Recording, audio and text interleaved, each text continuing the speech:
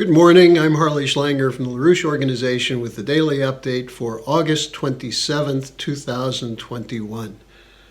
I have a number of questions related to the situation in Afghanistan, and I must say some of you were quite prescient in what you sent to me, given what happened yesterday, the terror bombings outside of Bagram Airport, which have killed almost 100 people, including at least 13 Americans.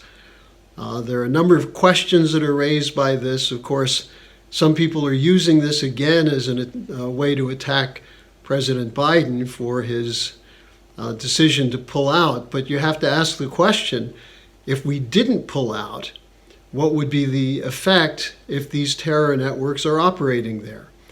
So the real issue is the ending of the war was the right thing to do.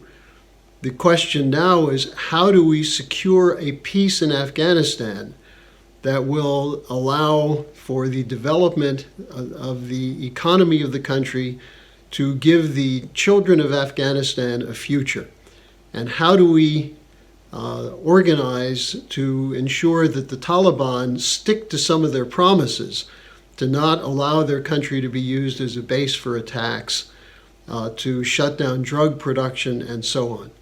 Now, given that yesterday's attack was attributed to ISIS in Pakistan and Afghanistan, which is known as an enemy of the Taliban and that has fought with the Taliban in the past, and that U.S. officials are saying that the Taliban was helpful, has been helpful to some extent in the security at the airport, the question now is, how do we consolidate a potential working operation or working alliance, or if not alliance, a working situation with the Taliban to ensure that such terror will not take place in the future.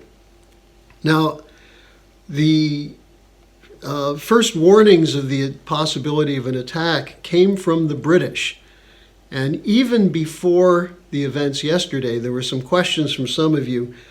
Someone wrote, do you think the British would do something to disrupt the American plan for evacuation, given the hostility of comments coming from the British at the Americans leaving? And I think this is an important point.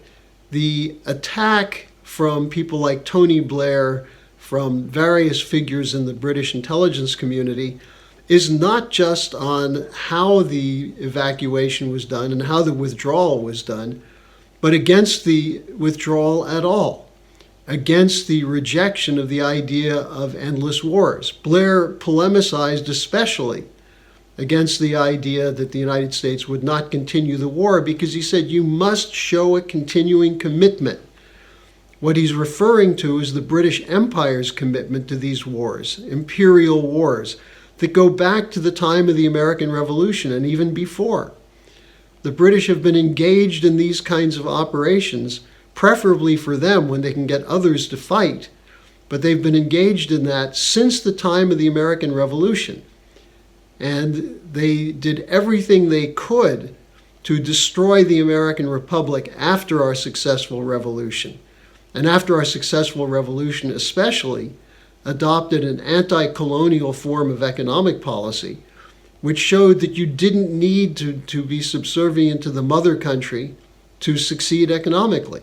We established the American system, a credit system that was based on the idea of directing credit into physical production, into improvements of platforms of infrastructure. This is what was done under the Hamiltonian system. It was done by Lincoln. It was revived by McKinley, revived by FDR, revived by Kennedy. Every time we've had the American system, we've had economic growth and production. And we've been, at those moments, oriented toward ending the form of colonialism which we fought against to become a republic in the first place. The British have always hated that because the idea of the United States as a successful break with imperial policy was a threat to them. And so the effort of Blair and others to keep the United States in Afghanistan, as well as in Syria, possibly war with Iran, with Venezuela, with China, is an effort to continue the use of geopolitical confrontation to preserve the financial power of the British Empire. That's what the editor of The Observer meant when he said Britain has vital interests around the world, but not the ability to protect them. And we must never again be the protector of those City of London interests. So when someone wrote to me, do you think the Brits would do something to sabotage what Biden's attempting to do? Of course they would.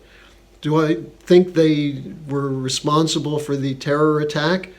Well, that's something that should be investigated.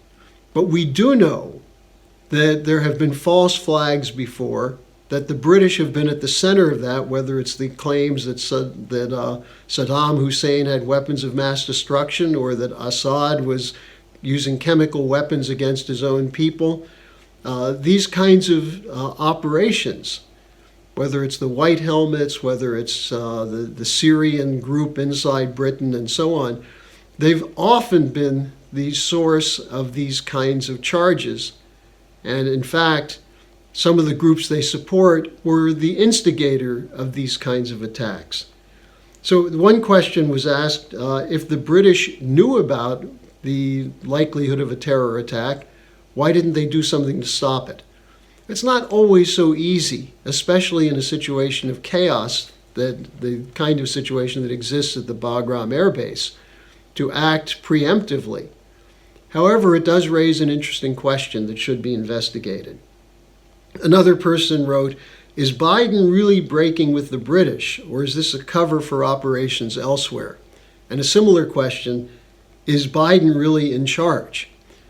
Well, the testimony, the comments, I should say, from Admiral Mike Mullen are kind of interesting.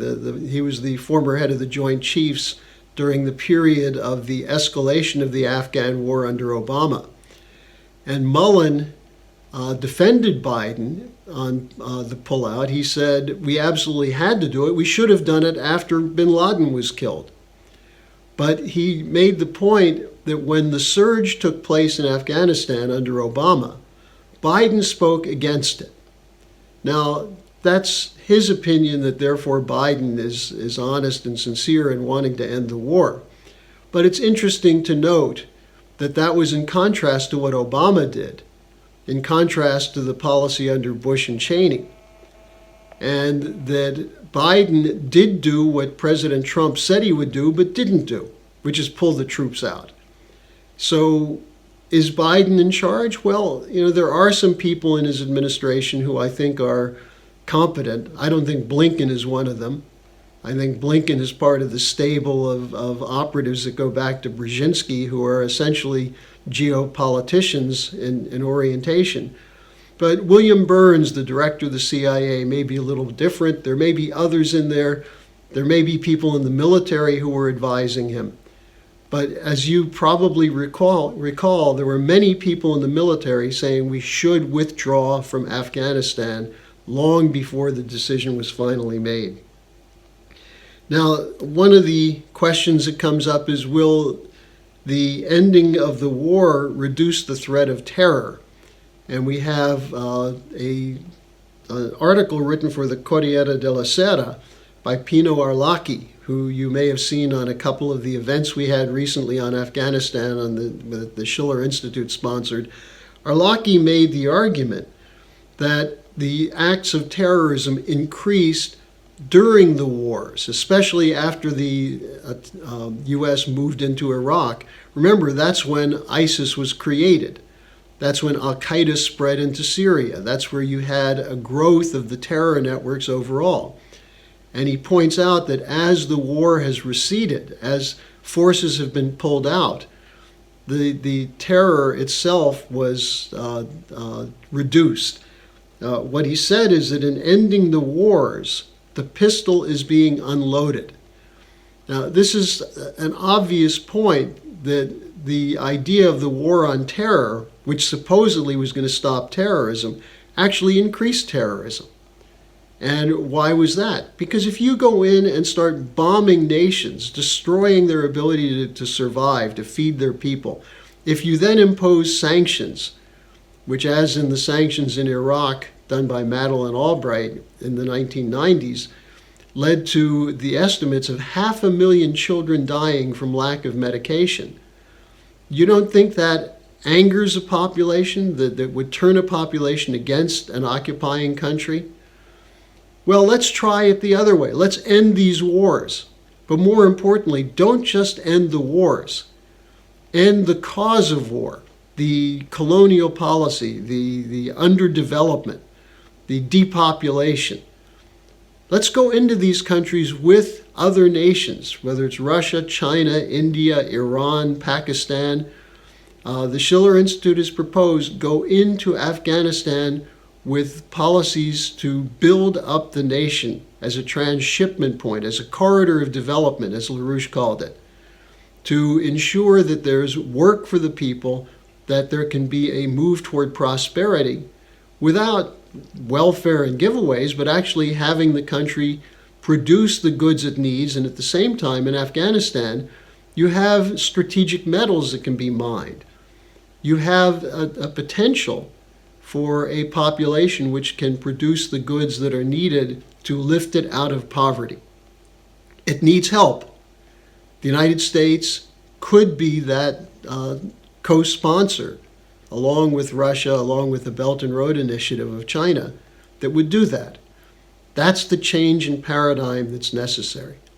So I think this situation, as devastating as it is to see the effects of what happened yesterday with the bombs, and to see the loss of life, and to react in anger is a mistake. React with a sense of purpose. Let's end the causes of these crises. And that means the United States must seek its role in the world that it was meant to play as a beacon of hope and a temple of liberty, instead of losing hope and losing our liberty. So thank you for joining me today. I'll be back on Monday. Have a good weekend and spend some time on our websites, the LaRouche Organization, the Schiller Institute, LaRouchePub.com, to read the articles we're posting and see the videos, to get a better sense of what you could do as a citizen to participate in bringing the United States back to the role it was meant to play. Thanks.